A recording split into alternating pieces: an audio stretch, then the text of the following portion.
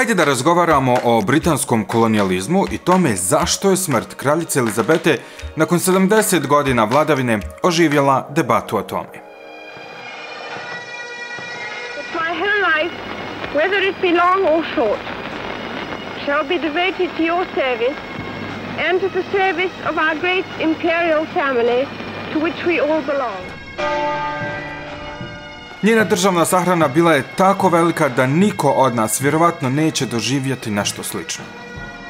A very momentous occasion it really is. I mean, the amount of dignitaries that are there. Bio je to kraj jedne desetodnevne nacionalne žalosti u kojoj je 250.000 ljudi stajalo satima u redu da oda počast.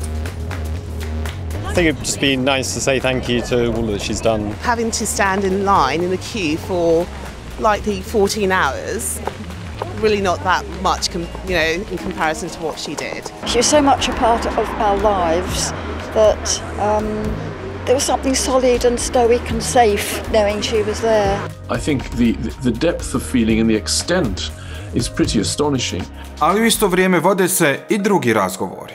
O ulozi, važnosti i odgovornostima britanske monarhije. I o tome koliko je kraljičino nasljeđe povezano s komplikovanom i često nasilnom historijom Britanskog carstva. So for me, it's always been about looking at the monarchy through the eyes of colonialism.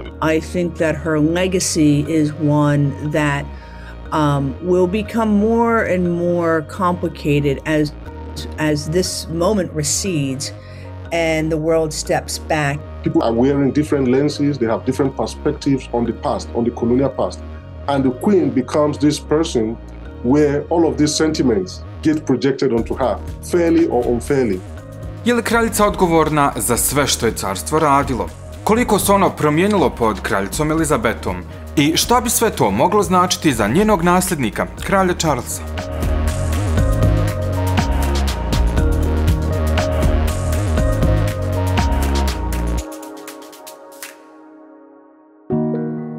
Vladavina kraljice Elizabete obuhvatila je i carstvo i njegov kraj. Queen Elizabeth drives to her coronation. Kada je preuzela britansko prijestolje 1952. godine, također je postala monarh u više od 70 zemalja širom svijeta. Većina njih postale su nezavisne države tokom prvih 20 godina njene vladavine, ali do svoje smrti još je bila poglavar u više od 15 zemalja, poznatih kao krunske zemlje Commonwealtha, koje uključuju Ujedinjeno kraljevstvo, Australiju, Kanadu i nekoliko karipskih zemalja. The Queen straddled this boundary, right, between the colonial period and the post-colonial period of decolonization. So that's what makes her so interesting. Britansko carstvo seže u kraj 1500-ih. Tokom narednih 400 godina postalo je najveće carstvo u historiji, sve ovo označeno crvenom bojom. Do 1920-ih obuhvatalo je četvrtinu zemljinog kopna s teritorijama na svim kontinentima, osim Antarktika. Više od 400 miliona ljudi živjelo je pod tim carstvom. A u središtu svega uvijek je bila kraljevska porodica. The British royal family and the British crown is the face of British imperialism. Those of us who study colonial history know that whatever colonizers did, they would always invoke the king, they would always invoke the crown as justification for what they were doing. I zato smrt kraljice Elizabete otvara ova važna pitanja o tome šta se dogodila pod carstvom, kako ona bila povezana s tim i kako se ta historija odvija i danas. I think her passing reopened certain conversations that people thought were closed. It reopened certain resentments. I think it brought back memories of some of the more atrocious and violent things that were done in the name of the British royal family and the British crown. It's not only the use of enslaved labor, then we have the expropriation on a large scale of indigenous populations' land and the claiming of their sovereignty, which really marks the 19th and 20th century. I don't think it would be right to say, the whole empire was wicked, because I don't think that's actually true. The empire has a very checkered history. It would be a caricature to say that it was wholly evil, just as it would be a caricature to say that it was wholly good. There were all sorts of complicated consequences, often unintended. Kraljica je na prijestolje došla na samom kraju Britanskog carstva. a neki tvrde da je to udaljava od nekih od najgorih dijelova kolonijalne historije. Također, veliki fokus stavlja se na to kako je kraljica Elizabeta nadgledala razbijanje carstva. Ali taj period, poznat kao dekolonizacija, također je na mnogim mjestima bio nasilan. You know, that dissolution was not this kind of this benign, peaceful transfer of power. It was 30 years. The first 3 decades of her reign was marked by recurring, brutal, violent end of empire wars. Na primjer, Britanci su vodili brutalne vojne kampanje protiv grupa za nezavisnost u mjestima poput Malaje, današnje Malezije, na Kipru, ali i u Keniji.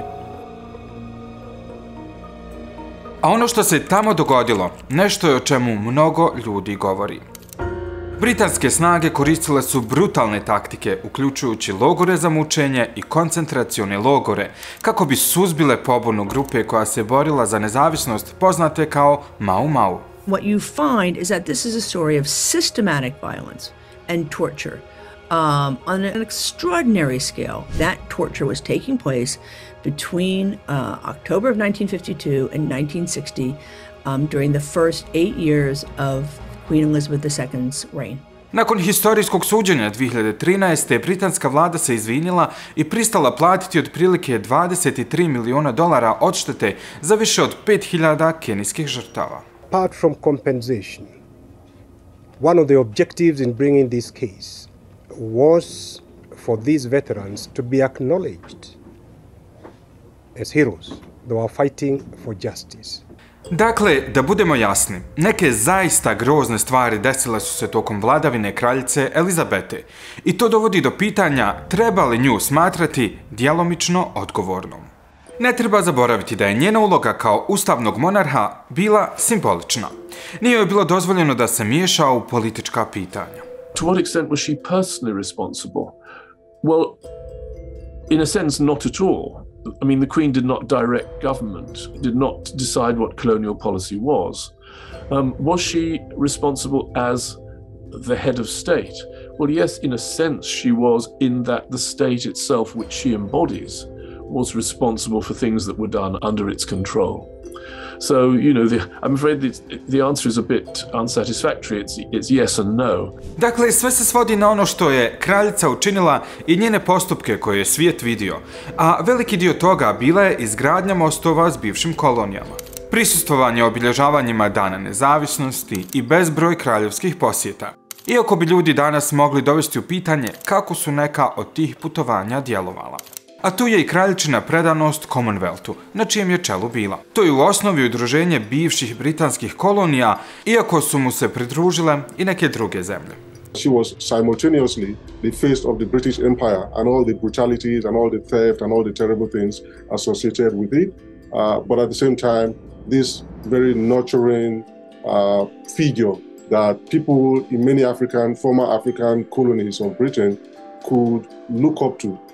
Could even admire, you know, they would see her displaying the grace and poise and this nurturing, caring attitude. She went to Ghana and she was dancing with my then President Nkrumah, a part of the royal family. You see that duality, you see that complexity playing out as people try to remember her legacy, her long legacy. A sada kraljice više nema. Na kralju Charlesu je da se pozabavi tom složenošću, što također donosi pritisak da se neke stvari promijene. Debate o ulozi monarhije i nasljeđu Britanskog carstva ne jenjavaju. Štaviše, postaju sve glasnije. Prošle godine Barbados se odrekao britanskog monarha kao poglavara države. From this moment, every Barbadian becomes the living embodiment of the new republic. Premijer Antigve i Barbude nedavno je rekao da i oni planiraju održati referendum o tome. A priča se da bi i Jamajka mogla krenuti tim putem. I think that there is no heightened consciousness about the role of the monarchy and the need to put an end to that relationship that we've perpetuated for far too long. Colonialism is something that didn't just happen 300, 400, 500 years ago. It's something that's still affecting all the countries that they invaded now. The world in which King Charles is imagined as king in is radically different from the world in which Queen Elizabeth was queen. And so I think in that sense, he's going to have a much harder time sustaining that image of the British royal family as this institution that unites the formerly colonized and this humanizing, nurturing institution of solidarity. A tu su i zahtjevi da britanska vlada i druge institucije plate odštete za ono što se dogodilo u prošlosti. I da se kralj Charles izvini, nešto što kraljica nikada nije uradila, zbog čega su mnogi razočarani. Nobody is going to say, well, you know, she should have rejected being queen or she could have abdicated. But having become queen, I think she reigned at a particularly significant moment in human history when she could have used that platform. I think she could have wielded her moral power. She could have deployed her enormous symbolic authority to shift the terms of the conversation. Should the king apologize? I think that's something that we can look forward to discussing, probably over some years. But I think, you know, that it would please some people, it would displease other people. Upravo u tome je i poenta. Nikada neće biti konsenzusa. A način na koji gledate na ova pitanja svodi se na to kako procjenjujete i tumačite historiju, a svi će imati različite poglede. Ali smrt kraljice Elizabete II i dolazak kralja Charlesa III na prijestolje uvode tu debatu u novu eru.